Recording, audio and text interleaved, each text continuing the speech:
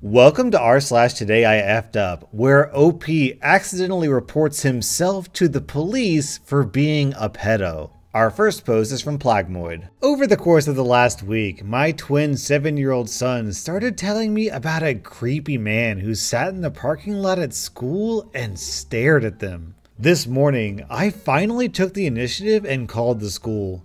They assured me that the situation would be handled. Now, here's how stupid I apparently am. I've been doing electrical repairs on the facility near my son's school, and each day I park my work van in the school parking lot to eat lunch and use the Wi-Fi. I wave to my sons as they go from one building to the building housing the cafeteria for lunch.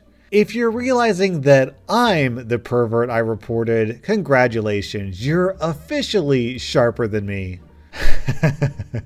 I didn't realize it until 3 police cars surrounded my work van. As it turns out, between the work van they'd never seen me in, my hard hat, and my sunglasses, the boys never realized it was me. After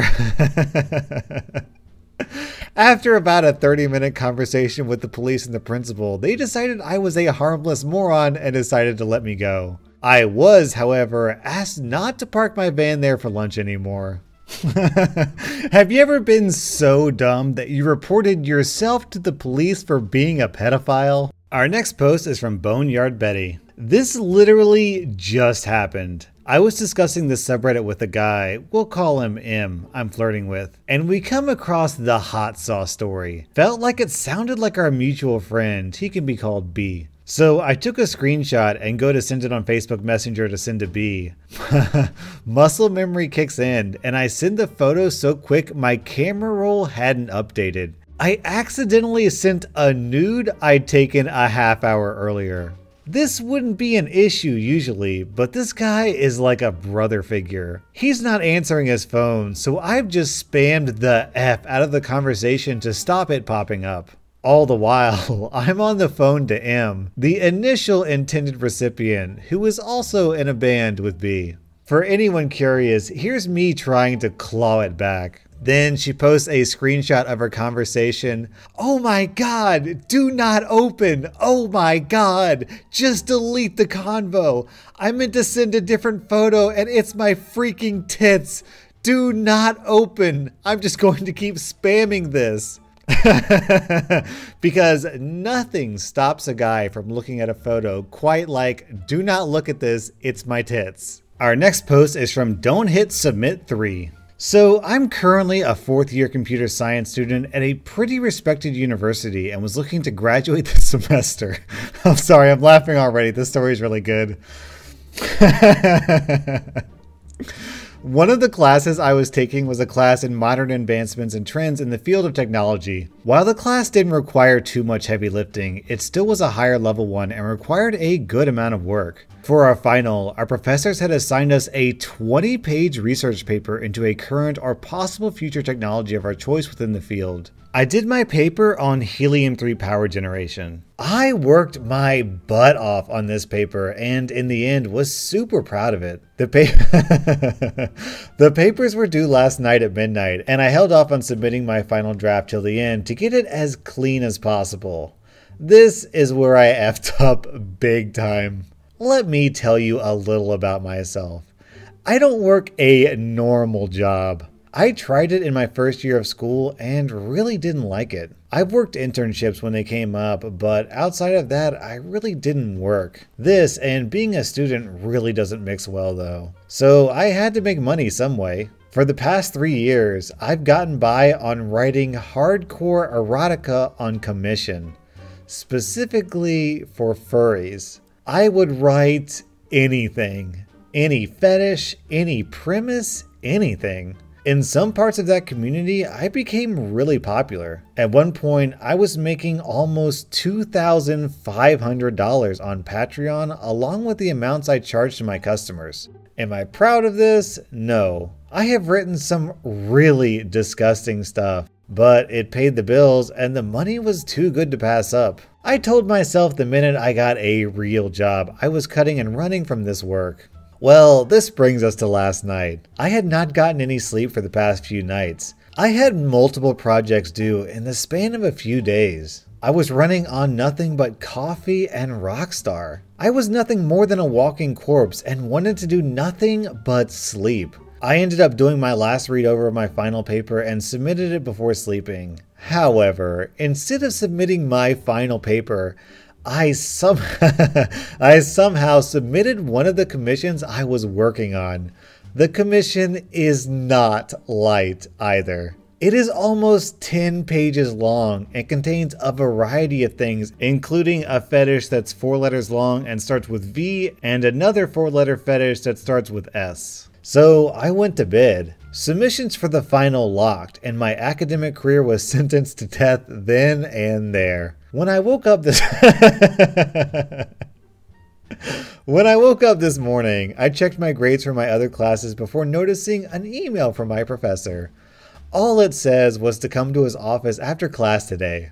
I want to effing die right now.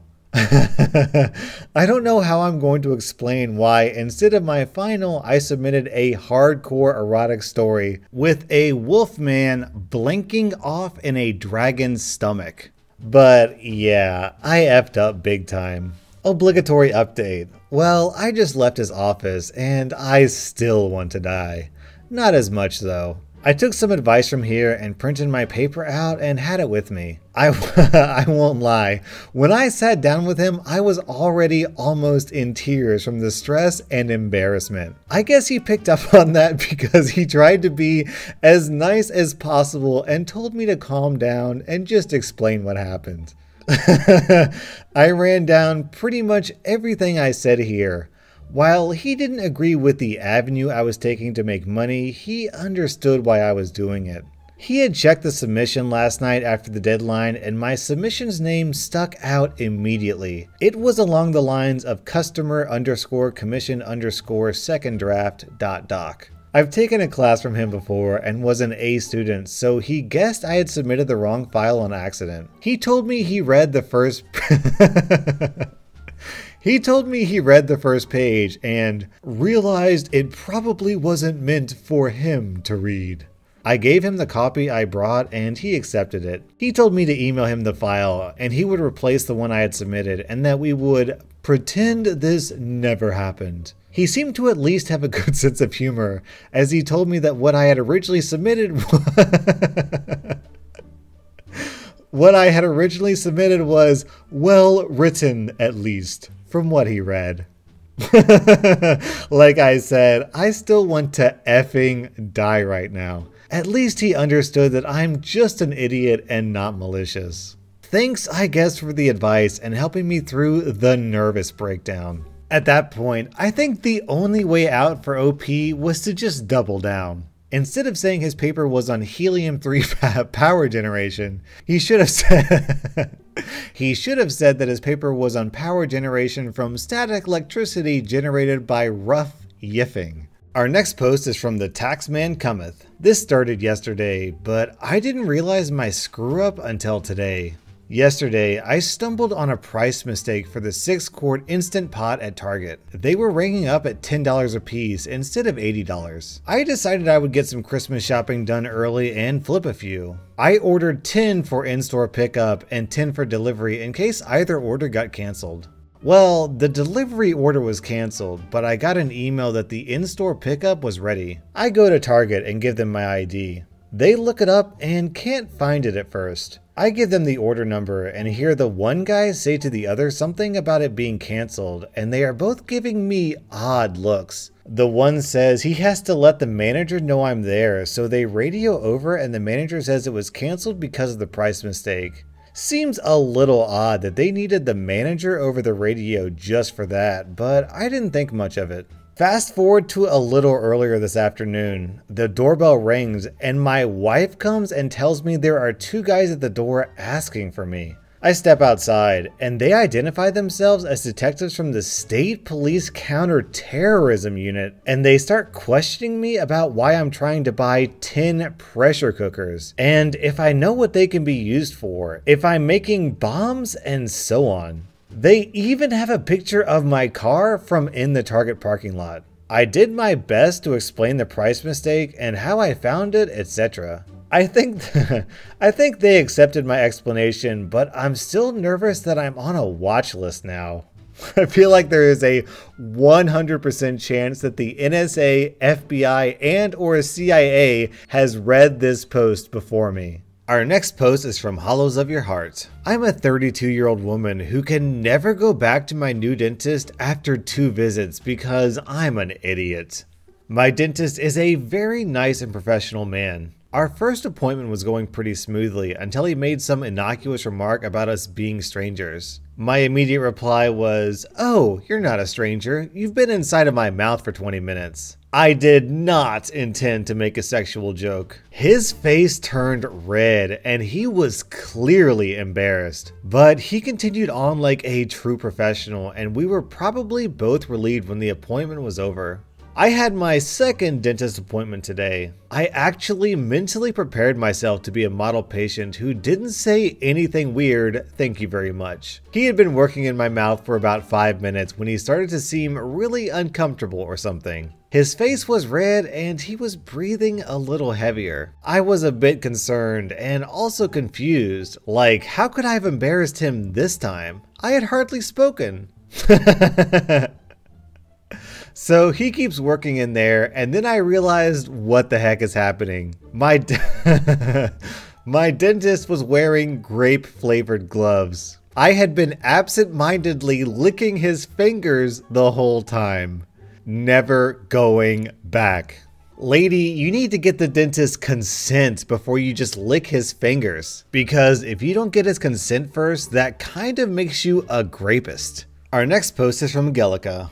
You hear this story millions of times of people unknowingly hooking up with their relatives and finding out about this atrocity in the most awkward ways. And mine was no exception. Even had to create a new account because it is so embarrassing.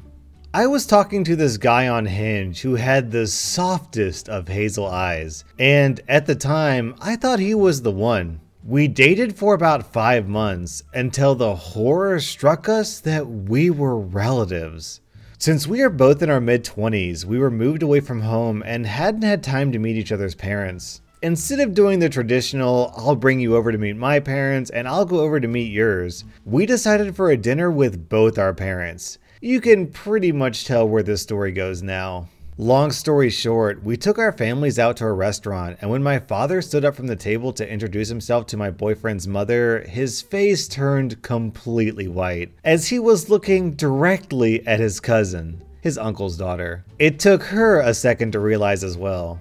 Since my family and his family live on opposite sides of the states, our parents hadn't seen each other in about 30 years. And it was coincidence that my boyfriend and I moved to the same city. We could tell something was wrong the way our parents looked at each other, and they informed us that we were related. Even though we loved each other, we decided it wasn't right to do. That was one of the hardest breakups of my life. But it had to be done for the sake of our family. I told my friends that it didn't work out and silently removed everything from social media. Edit, okay, too many comments asking if we hugged passionately. And yes, your imaginations are now filled. Well, it's like that old saying, the family that lays together stays together. Our next post is from Knight Rider. My grandparents don't earn much and are living hand to mouth. They don't go out much from their house, so I help them in the routine chores like paying bills, going to ATMs, etc. I'm also in charge of collecting their pension. A few days back, my granddad gave me the undertaking required to collect the pension. It usually takes an hour, but that day it took 3. I also had some things to attend to, so when I was done, I realized that it was late. I came back to my place, we live separately, and figured that I'll return his pension the next day. The next few days were so hectic that I completely forgot about his pension. I usually keep 2 wallets. One has all the cash, which I keep at home and has the pension, and the other one has only cards. I use the latter one more. After 5 days, I was in need of some cash. So I opened my other wallet and realized that his pension was still sitting there. I was horrified, and then some guilt came, and then a little more. I was so ashamed that I ran to their house. I knew that they'd be angry, so I bought some groceries as compensation. As soon as my granddad opened the door, I started apologizing. He kept smiling during the apology and forgave me as soon as I was done. I handed over the pension and went to keep the groceries in the fridge. Well, my guilt was gone and I was again my normal, miserable self. I opened the fridge to put the groceries in and it was literally empty. Except for a few ice trays, there was nothing. My guilt came running back to me. I walked in the kitchen and there was just a half-cut loaf of bread. I knew I was the cause of this. I asked them about it and they told me how they knew I was busy and thought that I'd turn up when I have the time. They didn't even try calling me because of the same reason. I had never been more ashamed in my life. My one mistake pushed them towards starvation. They already had a really hard life. They had been abandoned by their children who took all their money. First, their children stopped caring, then somewhere down the line, they did too. And I guess that's why they stopped asking for anything from anyone. It's really hard to watch, and still, they keep smiling with their saddened eyes. I guess when you get old, you stop expecting from life anymore. Don't be too hard on yourself, OP. Based on this story, it sounds like your grandparents are lucky to have you around. That was rSlash Today I Effed Up, and if you've ever had a terrible screw up, I want to hear from you down in the comments. What's the biggest mistake you've ever made?